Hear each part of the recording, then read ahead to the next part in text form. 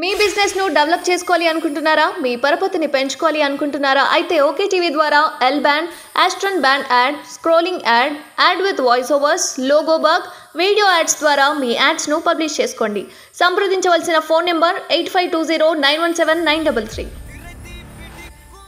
అన్ని పార్టీస్ ఇప్పుడున్నటువంటి కాంగ్రెస్ ప్రభుత్వం కూడా కొన్ని మిస్టేక్స్ చేసుకుంటూ వస్తుంది. మేనిఫెస్టోలో ఏవైతే మాట ఇచ్చిందో అవి నెరవేర్చలేనటువంటి పరిస్థితిలో ఉంది. దానికి కారణం రియల్ ఎస్టేట్ డౌన్ అయిపోవడము, ఇన్వెస్టర్స్ ముందుకు రాకపోవడము, 46 జీవోని రద్దు చేస్తామని నిరుద్యోగులకు మాట ఇచ్చి మళ్ళీ రద్దు చేయకుండా ఉండడము, రుణమాఫీ అర్జెంటుగా 2 లక్షలు తీసుకురండి, 2 లక్షలు తెచ్చుకోండి, 2 లక్షలు తెచ్చుకోండి అని చెప్పి రేవంత్ రెడ్డి గారు ప్రమాణ స్వీకారం రోజే నేను రుణమాఫీ చేస్తా అని రైతులకు పదే ప్రతి స్పీచ్లో చెప్పిండు. కావాలంటే ఇప్పుడు కూడా ఆ వీడియోలు ఉంటాయి.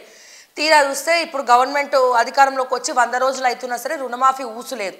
సరే పోనీ రైతు బంధు ఇది వరకు రుణమాఫీ గత ప్రభుత్వం చేయకపోయినా రైతు బంధును కేసీఆర్ రైతులకు బాగా అలవాటు చేసింది. సో రుణమాఫీ చేయకపోయినా ఏమైంది, బ్యాంక్ వాళ్ళు ఈ రైతు బంధు పడగానే ఈ ఇంట్రెస్ట్ కింద జమ కట్టుకున్నారు రైతు బంధుని. అది పొలాలకు యూజ్ కాలే, ఏం కాలే.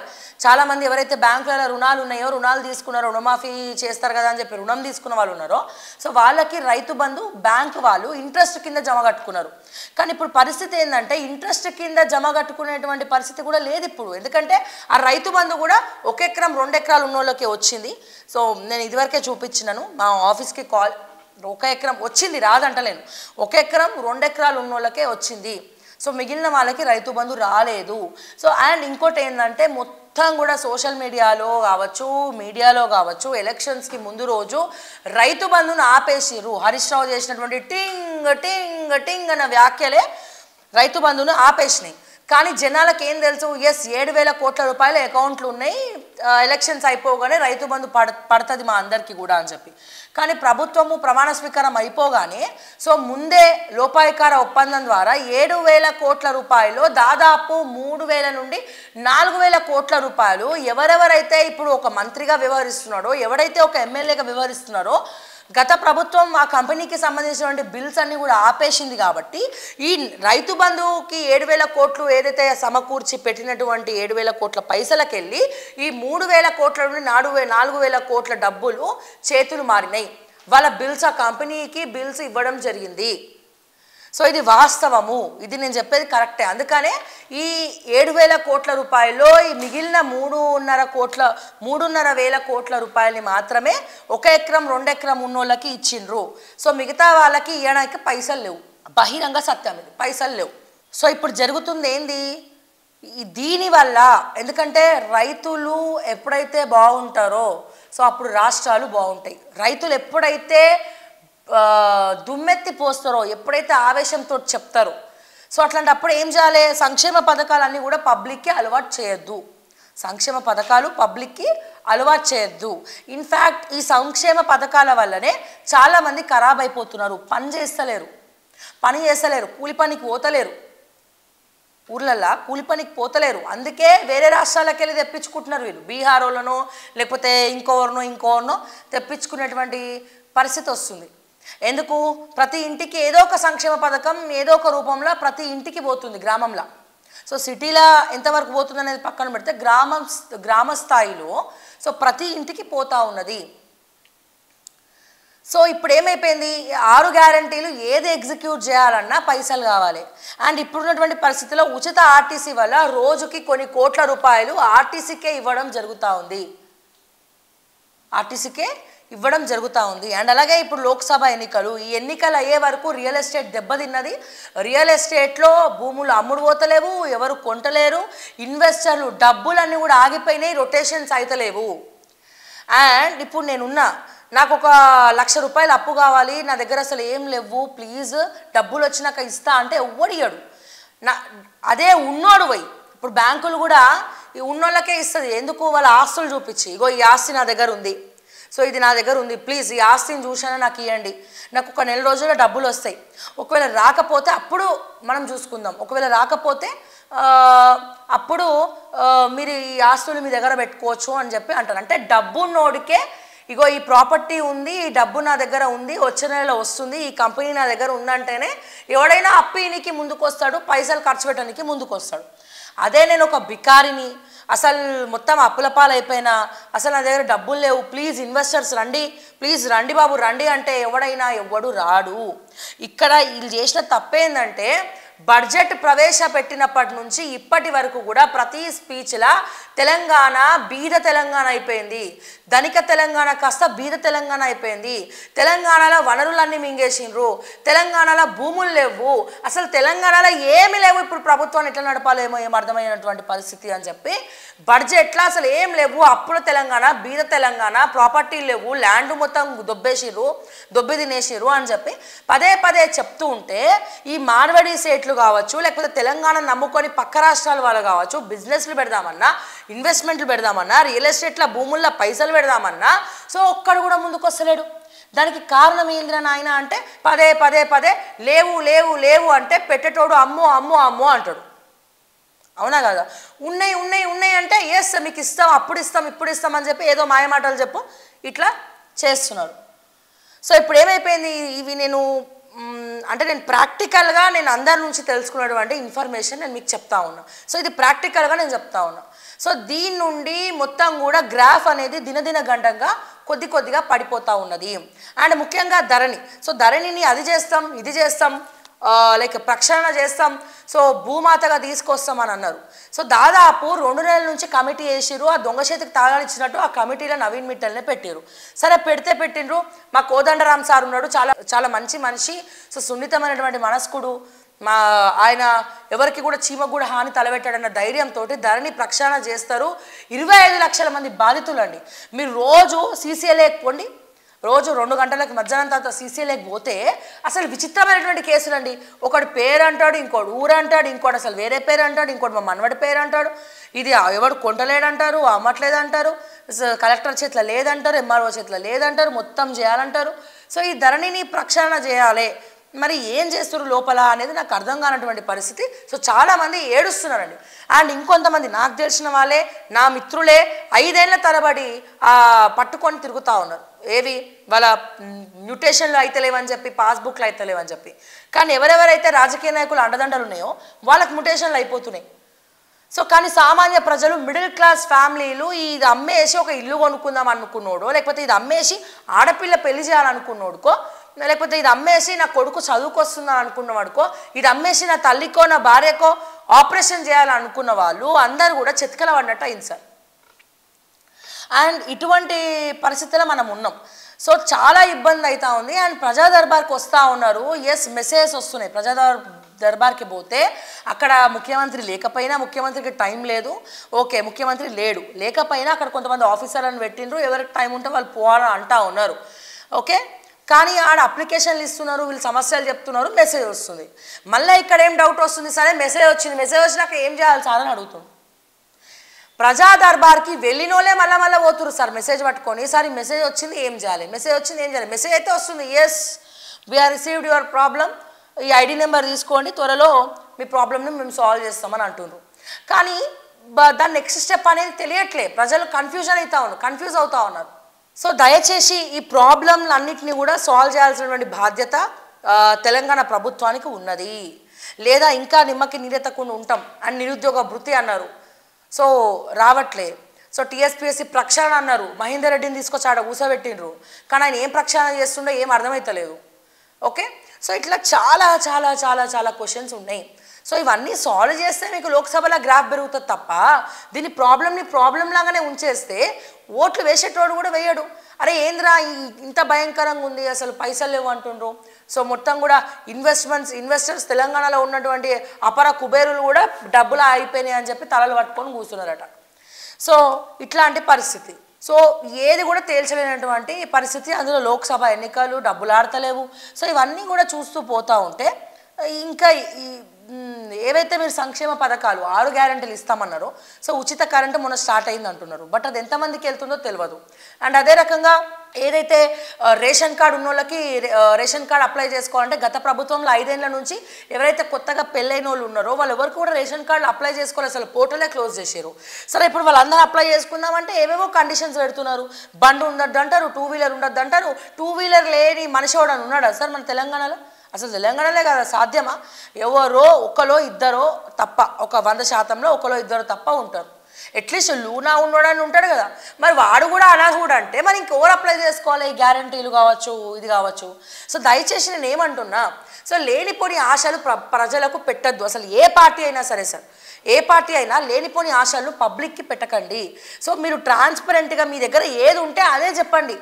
ఇట్లా ఉంది పరిస్థితి, ఇట్లా ఉంది పరిస్థితి, ఇట్లా ఉంది పరిస్థితి. సో దయచేసి ఈ సమస్య నుంచి ఎట్లా బయటకు వస్తారు ఏందనేది చూస్తే, ఇప్పుడు లోక్సభ ఈ అరెస్టులు, ఈ లిక్కర్ స్కామ్లు, అరెస్టులు, సో ఇవన్నీ కూడా ఒక రకంగా కాంగ్రెస్ గ్రాఫ్ డౌన్ చేసే పనులనే ఉన్నది.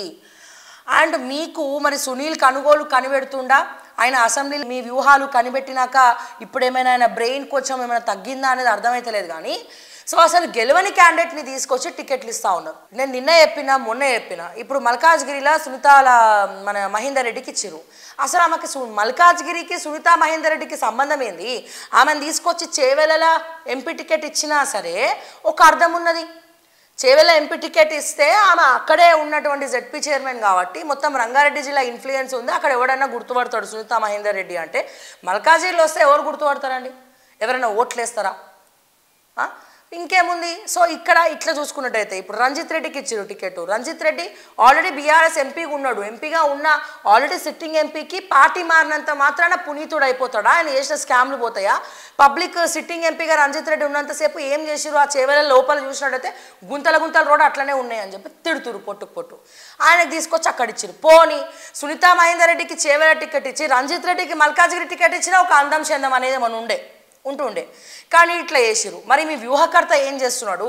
ఈ వ్యూహకర్త తెలంగాణ వ్యూహకర్తలా, లేకపోతే నిజంగానే అట్లేమన్నా చేస్తూ ఉన్నారా? ఏమీ అర్థం కానటువంటి పరిస్థితి. ఇక అది మీ ఇష్టం. అంటే మీరు పార్టీ తరపున మీరు ఇక మేము చెప్పం. కానీ ఏవైతే ఈ గ్యారంటీలు ఇవన్నీ ఉన్నాయో, మీరు మేనిఫెస్టోలు ఏవైతే పెట్టినరో, ముఖ్యంగా నిరుద్యోగుల కోపానికి గురవ్వకండి, 46 జీవో అనేది ఒక పిచ్చి జీవో. దాన్ని రద్దు చేయమనే నిరుద్యోగులందరూ కూడా గత ప్రభుత్వాన్ని ప్రశ్నించిండు. రోడ్డుకి ఎక్కితే ఇదే సోమేష్ కుమారు లాటరీ చార్జ్ చేసేంత పని చేసిండు. సో మీరు మాట ఇచ్చి తప్పిన వారైతురా, జీవో రద్దు చేయమంటే మీరు చేస్తలేరు. సరే నిరుద్యోగ భృతి అన్నారు, ప్రియాంక గాంధీ వచ్చింది సరూర్ నగర్కి, నిరుద్యోగ భృతి ఏమైంది? రియంబర్స్మెంట్ ఏమైంది? ఈ మహిళలకు ఎవరైతే అమ్మాయిలకు ఎలక్ట్రిక్ బైక్స్ అన్నారు. సరే వీటన్నిటికీ టైం పడుతుంది, కానీ ముందు చేయాల్సింది ఏంది? నిరుద్యోగ భృతి ఇవ్వాలి. నిరుద్యోగ భృతి ఇస్తే ఇప్పుడు గ్రూప్స్ నోటిఫికేషన్స్ పడ్డాయి. పాపం నిరుద్యోగుల దగ్గర పైసలు లేవు. అశోక్ నగర్ దగ్గర పోయి మైకు పెడితే సో వాళ్ళ ఆర్థిక పరిస్థితి ఏందనేది రేవంత్ రెడ్డి గారు మారువేషంలోనన్నా పోయి కనుక్కోండి దయచేసి. సో వాళ్ళ ఆర్థిక పరిస్థితి చిన్న భిన్నంగా ఉంది. వాళ్ళ అప్లికేషన్లు చాలామందికి అప్లికేషన్లు కొని డబ్బులు కట్టే పరిస్థితి కూడా లేదు. అయితే నిరుద్యోగ భృతి ఇవ్వండి, లేదా మీరు అప్లికేషన్లు అన్నీ ఉచితమని చెప్పి అనౌన్స్ చేయండి, అప్లై చేసుకుంటారు. అయితే అది చేయండి, లేకపోతే ఇది చేయండి. సో ఇట్లా దీని గురించి మీరు మాట్లాడతలేరు. ఇట్లా చాలా సమస్యలు మేనిఫెస్టోలో. ఇప్పుడు ఎల్ఆర్ఎస్ వద్దు అని చెప్పి గత ప్రభుత్వంలో రియల్టర్స్ అందరూ కూడా ఎల్ఆర్ఎస్ రద్దు చేయాలని చెప్పి రోడ్లకు ఎక్కిరు. ఇప్పుడు మేనిఫెస్టోలో వాళ్ళని పిలిచి మీరు ఏం చెప్పారు? గాంధీ భవన్లో మేము ఉన్నాం, మాకు ఓట్లు వేయండి, మేము ఎల్ఆర్ఎస్ రద్దు చేస్తామన్నారు. ఓట్లు వేసిర్రు. మీరు ఎల్ఆర్ఎస్ రద్దు చేస్తారని మేనిఫెస్టోలో కూడా ఉంది సార్. ఒకసారి మీరు మేనిఫెస్టో జేబులో పెట్టుకొని తిరిగితే బాగుంటుంది. మేనిఫెస్టోలో చూస్తే ఎల్ఆర్ఎస్ రద్దు చేస్తామని క్లియర్గా ఉంది. కానీ ఇక్కడ మళ్ళీ ఏం చేశారు? మార్చి 31 లోపల కట్టాలి ఎల్ఆర్ఎస్ అంటారు. అసలు కట్టడానికి పైసలు ఏడివి సార్? పైసలు ఏడివి? ఎందుకు అంటే ఇన్వెస్టర్స్ లేరు, పైసలన్నీ ఆగిపోయినాయి, రొటేషన్లు అయిపోయినాయి, రియల్ ఎస్టేట్ పడిపోయింది. సో రియల్ ఎస్టేట్ పడిపోయిన సమయంలో సో డబ్బులు కట్టు అంటే ఏడికెళ్ళి కడతాడు వాడు వచ్చి? చిన్నపాటి రియల్టర్స్ అయితే అసలే కట్టలేరు. పెద్ద వాళ్ళన్నా ఎట్లనో అట్లా కట్టచ్చు, కానీ చిన్నపాటి వాళ్ళైతే అసలు కట్టనటువంటి పరిస్థితి. సో ఇవన్నీ మరి మీరు ఓట్లు అడగడానికి పోతే ఇవన్నీ మిమ్మల్ని అడగరా? సో ఈ గ్రాఫ్ అంతా కూడా తగ్గిపోయే ప్రమాదం లేదా? ఈ తెలంగాణ ప్రజలందరూ కూడా అప్డేట్ అయి ఉన్నారు. సో గత ప్రభుత్వం చేసిన తప్పులు మళ్ళీ కూడా మీరు చేస్తే మళ్ళీ ప్రశ్నించే ప్రాబ్లం వస్తుంది. లోక్సభలో కూడా మళ్ళీ ఇప్పుడు ఒకవేళ లోక్సభలో మినిమం 4-5 సీట్లన్నా 4-5 సీట్లే మా సర్వేల ప్రకారం 4-5 సీట్లే వచ్చే ప్రమాదం కనబడతా ఉంది సర్వేలలో. మీరు ఇట్లనే చేసుకుంటా పోతే ఎట్లా? సో 4-5 సీట్లు వస్తే కాంగ్రెస్ పార్టీ ఏం ఆలోచించుకోదా? 4 సీట్ల అంటే రేవంత్ రెడ్డి ఇంత కష్టపడి వచ్చిన తర్వాత 4 సీట్లు అంటే రేవంత్ రెడ్డికి కూడా అవమానమే. కానీ ఏం చేయాలి? ఇవన్నీ గ్రాఫ్ పెంచుకోవడానికి ఈ సవరణలన్నీ కూడా చేయాలి, కానీ అది చేయట్లేదు.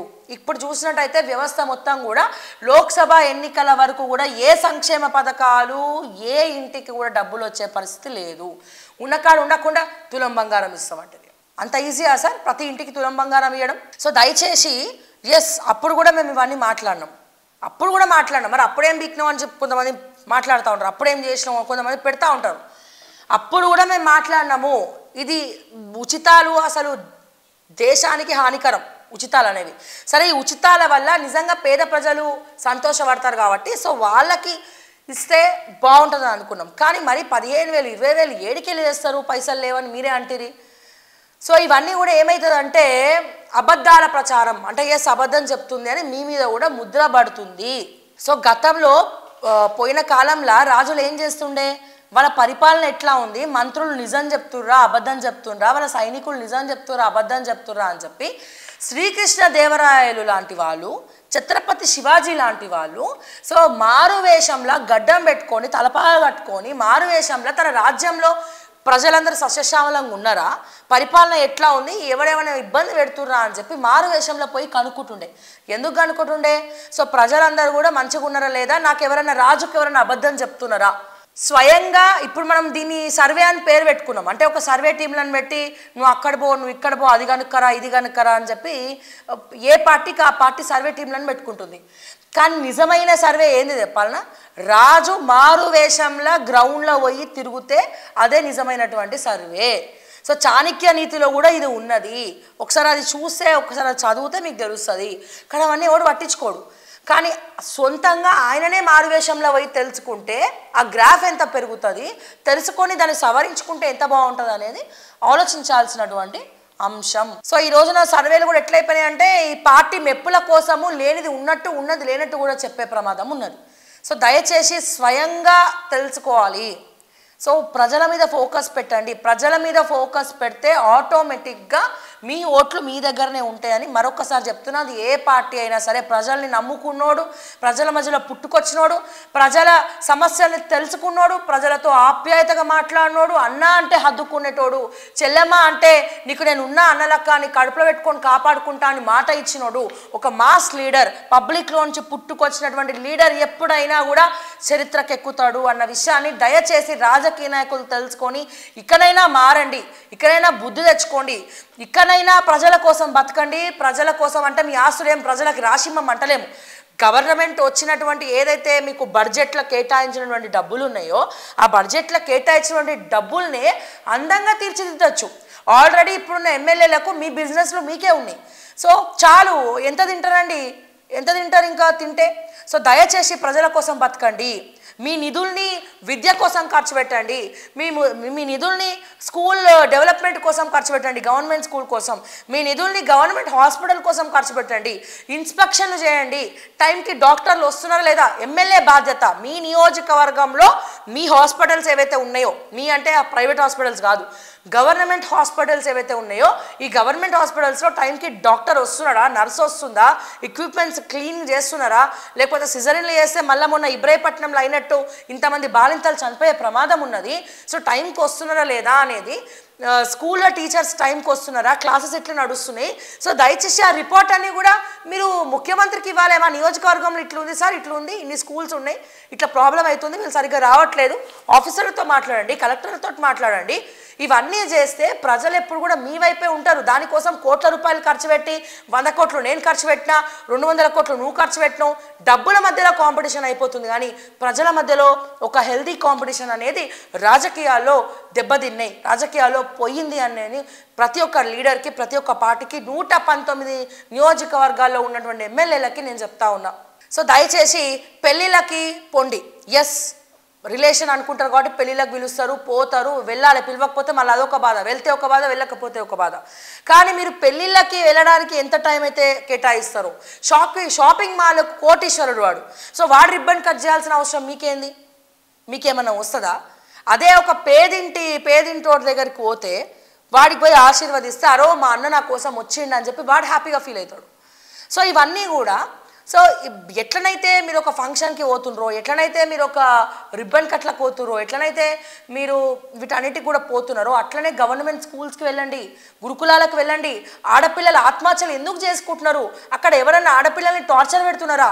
చిన్నారులు వాళ్ళ మనసులు వాళ్ళు తల్లిదండ్రులకు చెప్పుకోలేరు, మింగలేరు, కక్కలేరు, చెప్తే చంపేస్తామని బెదిరిస్తారు. సో ఇటువంటివన్నీ కూడా దయచేసి జరుగుతూ ఉన్నాయి సార్. సో ఏం జరుగుతుంది? గురుకులాలు మీ నియోజకవర్గంలో ఉన్నటువంటి గురుకులాలలో ఇట్లాంటివి జరుగుతున్నాయా? పిల్లలతో మాట్లాడండి, సంభాషించండి. మీకు అన్ని బాగానే ఉన్నాయమ్మా, సౌకర్యాలు బాగున్నాయా, హ్యాపీగా చెప్పండి అని చెప్పండి. ఇంకా పుణ్యమే కదన్నా, మీరు సంపాదించినటువంటి పైసల్లా ఒక ఆడపిల్లలకి భోజనం పెడుతున్నారు, మీరు గురుకులాల్లో సరిగ్గా లేకపోతే మీరు భోజనం పెడుతున్నారు అంటే, ఇంకేమైనా ఇస్తున్నారంటే మీకే సంతోషం కదన్నా. మీ కుటుంబాలు బాగుపడతాయి. మీకు వాళ్ళు కడుపు నిండా తిన్న తర్వాత, మంచి ఆహారం తిన్న తర్వాత మీకే పుణ్యం వస్తుంది కదన్నా.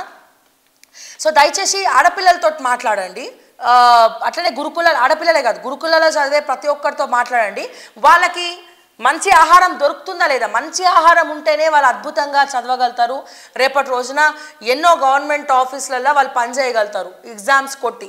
నాట్ ఓన్లీ గవర్నమెంట్, ప్రైవేట్లో కూడా పోవచ్చు. అండ్ ఇవన్నీ మీరు చేస్తలేరు. ఎమ్మెల్యే అంటే కేవలం రిబ్బన్ కట్లకి మాత్రమే వెళ్ళే పరిమితమయ్యే మనిషి కాదు. ఎమ్మెల్యే అంటే అక్కడ మీ స్కూల్స్ ఎట్లున్నాయి, మీ హాస్పిటల్స్ ఎట్లున్నాయి, అండ్ గురుకులాల పిల్లలు ఎట్లా చదువుతున్నారు, ఏదైతే ప్రైవేట్ కాంట్రాక్టర్కు మీరు అక్కడ ప్రతి గురుకులానికి ఫుడ్ ప్రైవేట్ వాళ్ళకి ఇస్తారు, కాంట్రాక్టర్ ఇంత అని చెప్పి. ఆ కాంట్రాక్టర్ ఫుడ్ చక్కగా పెడుతుండా లేదా, పిల్లల్ని బాగా చూసుకుంటుండ్రా లేదా? సో ఆడపిల్లకి ఏమైనా కష్టం ఉన్నదా? ఈ రోజున 5 ఏళ్ల పిల్ల నుంచి 3 ఏళ్ల పిల్ల నుంచి ప్రతి ఒక్కడు వాళ్ళ మీద కన్నేస్తూ ఉన్నాడు. సో వీళ్ళకి ఏమైనా ఇబ్బందులు ఉన్నాయా? ఎవరైనా రాక్షసులు ఉన్నారా? ఎందుకు ఆడపిల్లలు గురుకులాల ఆత్మహత్యలు చేసుకుంటున్నారు? హాస్పిటల్లో ఎందుకు, గవర్నమెంట్ హాస్పిటల్స్కి ఎందుకు రావట్లే, పబ్లిక్ ఎందుకు రావట్లే? మిడిల్ క్లాస్ ఫ్యామిలీకి ఏమైనా సోకా? ప్రైవేట్ హాస్పిటల్స్కి పోయి లక్షలు పెట్టడానికి అప్పు చేసి మరి ఇంట్రెస్ట్కి తెచ్చుకొని 3%, 4% వడ్డీ తెచ్చుకొని హాస్పిటల్ బిల్లు కట్టడానికి ఏమైనా సోకా సార్? ఎందుకు పోవట్లేదంటే అక్కడ గవర్నమెంట్ హాస్పిటల్స్లో ఒక వాల్యూ, ఏదైతే నాణ్యతతో కూడినటువంటి ట్రీట్మెంట్ జరుగుతలేదు. సో ఎందుకు జరగట్లేదు? నాణ్యత ఎందుకు లేదు గవర్నమెంట్ హాస్పిటల్లో? పొండి ఇన్స్పెక్షన్కి పోండి సార్, నర్సులతో మాట్లాడండి, డాక్టర్లతో మాట్లాడండి. టైంకి రాకపోతే మంచిగా ఉండదు. నువ్వు బయట ప్రైవేట్ హాస్పిటల్లో పని చేసుకుంటావో, ప్రైవేట్ క్లినిక్లో పెట్టుకుంటావో, ఏడుస్తావో, ఏం చేస్తావో నీ ఇష్టం. కానీ గవర్నమెంట్ నీకు జీతం ఇస్తుంది, 8 గంటలు ఖచ్చితంగా నువ్వు నీ టైంకి హాస్పిటల్లో ఉండాల్సిందే అని ఎమ్మెల్యే పొండి. ఇవన్నీ సరిగ్గా జరుగుతున్నాయా లేవా అని తెలుసుకోవడానికే ప్రజలు మిమ్మల్ని ఎన్నుకున్నారు సార్. సో దయచేసి మీరు ఎప్పుడైతే వీటన్నిటికి కూడా కట్టుబడి ఉంటారో, మీరు ఎటువంటి ప్రచారాలు చేసుకోకర్లే, మీరు ఎటువంటి డబ్బులు ఖర్చు పెట్టక్కర్లే, 1 రూపాయి ఎవరికి దానం చేయక్కర్లేదు సార్. మీకు వచ్చినటువంటి నిధుల్లో నుంచే అద్భుతంగా పరిపాలించవచ్చు, అద్భుతంగా అందరి బాధలు తెలుసుకోవచ్చు. అంటే ఇవన్నీ కూడా మీకు తెలుసు, కానీ పదే చెప్పేటోళ్ళు కూడా జర ఉండాలి. ఎవరైనా డిప్రెషన్లోకి పోతారండి. డిప్రెషన్లోకి పోయినప్పుడు మనము ఎందుకు డిప్రెషన్లో పోతున్నావు, ఫైనాన్షియల్ ఏమైనా డబ్బు కావాలంటే నేను ఇస్తా అంటారా? ఒక మనిషి డిప్రెషన్లో ఉన్నప్పుడు, ఒక మనిషి బాధలో ఉన్నప్పుడు ఆ బాధ తెలుసుకుంటే వాడి సగం బాధ పోతుంది సార్. కావాలంటే సైకాలజిస్ట్ని అడగండి. సో అట్లనే మీరు నెరవేర్చేవి కొన్ని నెరవేర్చవచ్చు, కొన్ని నెరవేర్చలేకపోవచ్చు. కానీ అట్లీస్ట్ ప్రజల బాధ మీరు వింటే వాడి సగం భారం తగ్గిపోతుంది సార్. అరే మా ఎమ్మెల్యే నా బాధ విన్నాడు అంతా ఆయన చూసుకుంటాడు, ఇక ఒకవేళ చూసుకోకపోయినా తెలుస్తుంది. సో ఈ ఒక భారం అనేది దిగిపోతుంది అని చెప్పి అక్కడ కూడా సాఫ్ట్ కార్నర్ వస్తుంది. సో దయచేసి నేను రిక్వెస్ట్ చేస్తూ ఉన్నా. సో ఇవన్నీ కూడా చూడండి, అంటే పేపర్లో లేని విషయాలు ఇవన్నీ చెప్పాల్సినటువంటి అవసరం లేదు. సో దయచేసి మీరందరూ కూడా ఒకసారి ఆలోచించాలి. సో మొత్తానికి ఈ చిన్న తప్పుల వల్లనే ఈ కవిత అరెస్టుకు, కేజ్రీవాల్ అరెస్టుకు సెల్ఫ్ సూసైడ్ చేసుకున్నారు. వాళ్ళు పొలిటికల్ కెరీర్ని ఒక రకంగా సెల్ఫ్ సూసైడ్ చేసుకున్నారనే మనం చెప్పుకోవాలి. సో దయచేసి మీరు లోక్సభ ఎన్నికల లోపల కొన్ని ఉన్నాయి. ఇప్పుడు ఎండాకాలము, ఈ విపరీతమైన ఎండల్లో మీరు ప్రచారం చేస్తారు, కానీ చాలా మారుమూల గ్రామాల్లో రైతులు ఏడుస్తూ ఉన్నారు. మొన్న వడగళ్ళ వాన పడ్డది. సో మీరు 10,000 అనౌన్స్ చేశారు, చాలా సంతోషం, నేను కాదంటలేను. కానీ 10,000 ఎప్పుడు ఇస్తారు? తక్షణమే రిలీజ్ చేస్తారా ఈ 10,000? ఎకరానికి 10,000 ఎవరెవరికైతే పొలం డ్యామేజ్ అయిందో. సో గత ప్రభుత్వం కూడా ఏరియల్ సర్వే చేసి మీకు ఎకరానికి 10,000 ఇస్తామని చెప్పిండ్రు, కానీ ఇప్పటివరకు ఆ డబ్బులే ఇయ్యలేదు సార్. ఉట్టి మాటలు చెప్పారు అంతే. సో ఇప్పుడు మీరన్నా మూటలు పంపిస్తారా? మీరు కూడా మాటలే చెప్తారా? సో దయచేసి ట్రాన్స్పరెంట్గా ఉండండి.